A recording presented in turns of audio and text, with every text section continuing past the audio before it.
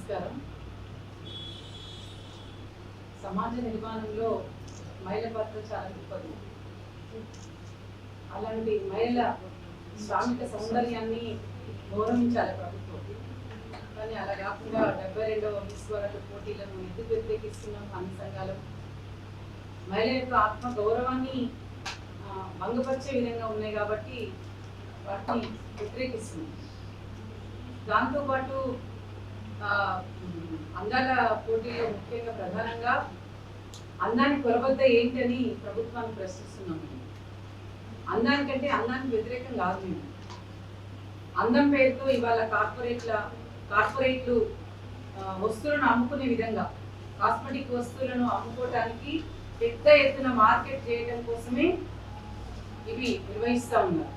అందుకే మేము అడ్డుకుంటున్నాం, మహిళా సంఘంగా అడ్డుకుంటున్నాం. ఛాతీ ఇన్ని అంగుళాలు ఉండాలి, నడుము ఇన్ని అంగుళాలు ఉండాలి, దాని కింది భాగం ఇంత అంగుళాలు ఉండాలి అని వాళ్ళు తిరిగమిస్తారు. మరి మిగతా వాళ్ళందరూ అందంగా లేరా? వాళ్ళ ఆత్మీయతకు గురవుతారు అనే కాన్సెప్ట్ తోటి మేము వ్యతిరేకిస్తున్నాం. ఒక్కొక్క ఏరియాలో ఒక్కొక్క దీని శరీరాలు ఉంటాయి. ఆస్ట్రేలియా కానీ, ఆఫ్రికా కానీ, భారతదేశంలో కానీ రకరకాల శరీరాలతో కూడుకొని మనుషులు ఉంటారు.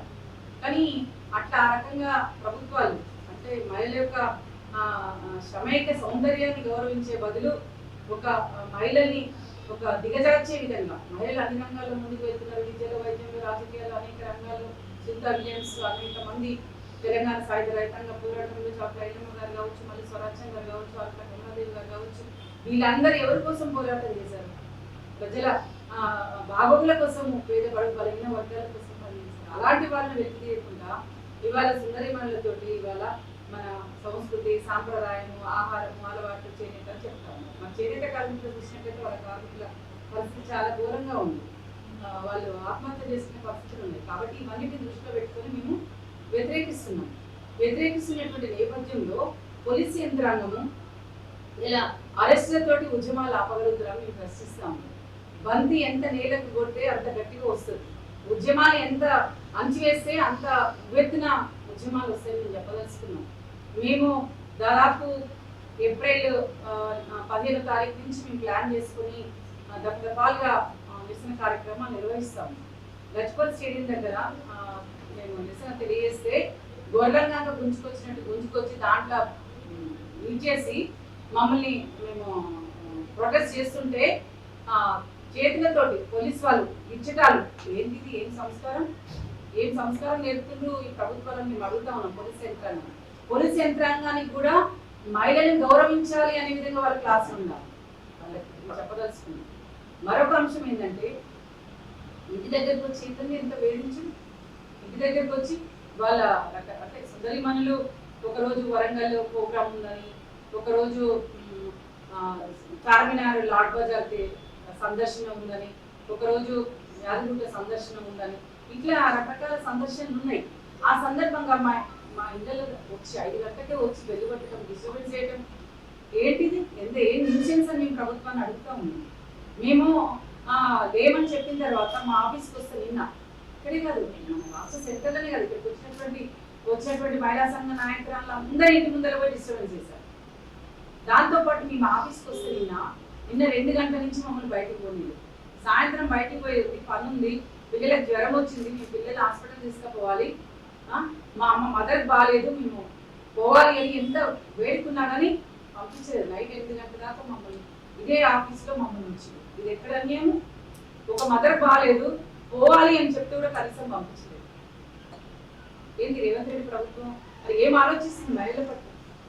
కనీసం పైకి ఫోన్ చేసాం, ఏసీపీ గారు కూడా ఫోన్ చేసాం, చేసి ఏసీపీ గారు కూడా స్పందించలేదు. ఉండాల్సిందే మీరు. ఇక్కడ పలకనాంలా వాళ్ళు డిన్నర్ చేశారు, మంచి పార్టీ చేశారు వాళ్ళు. మేము మాత్రం ఇక్కడ మా పిల్లల్ని మా కుటుంబాలను వదిలిపెట్టి ఇక్కడ ఆఫీస్లో పడి ఉండాలని మాట్లాడతారు. ఇది ఎక్కడ అన్యాయం అని మేము అడుగుతాము. చాలా మంది ఈ స్టేట్లే కాదు, అనేక జిల్లాలలో పోయి అన్ని 5 కావచ్చు, పిఓడబ్ల్యూ కావచ్చు, సిఎంఎస్ కావచ్చు, ఇక్కడికి వచ్చినటువంటి మహిళా సంఘాలందరూ మాట్లాడింది.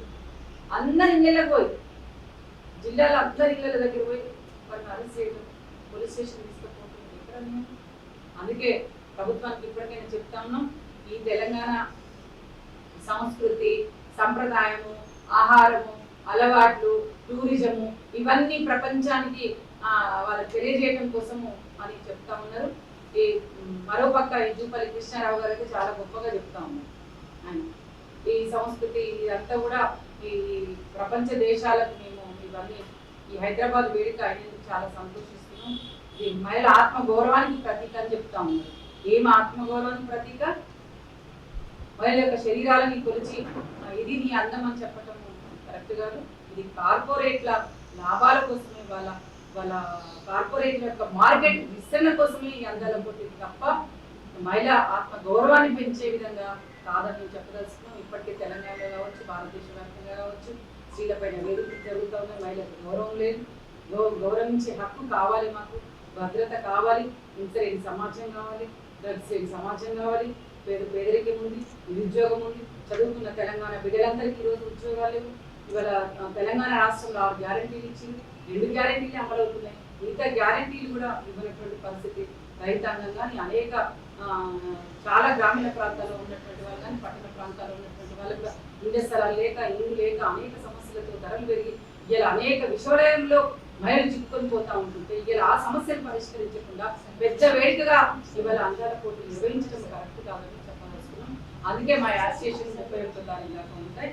మేము ఆ రకంగా అన్ని మహిళా సంఘాలు ఐక్యంగా మా ప్లాన్ చేసుకుని దానికి మమ్మల్ని అరెస్ట్ చేసినా ఏం లేదు, పోలీస్ స్టేషన్లో పెట్టినా ఏం లేదు, మా మీద కేసు ఫైల్ చేసినా పర్వాలేదు. మేము మాత్రం దీన్ని 31 తారీఖు దాకా మా అసోసియేషన్ ఉంటుందని సందర్భంగా తెలియజేస్తాం. అట్లాగే ప్రింట్ మీడియా, ఎలక్ట్రానిక్ మీడియా వాళ్ళు కూడా మా ప్రోగ్రామ్స్ ని సక్సెస్ చేసి అంటే మా ప్రోగ్రామ్స్ చూపించాల్సిన అవసరం కూడా ఉంది. మహిళలము ఇవాళ నుంచి బయటకు వచ్చి పనిచేయడమే చాలా గొప్ప. అట్లాంటి మహిళా సంఘాలు చేసినటువంటి కార్యక్రమాలని ప్రింట్ మీడియా కావచ్చు, ఎలక్ట్రానిక్ మీడియా కావచ్చు, మీరు ఎక్స్పోజ్ చేయాల్సినటువంటి అవసరం ఉందని గుర్తు చేస్తున్నాం.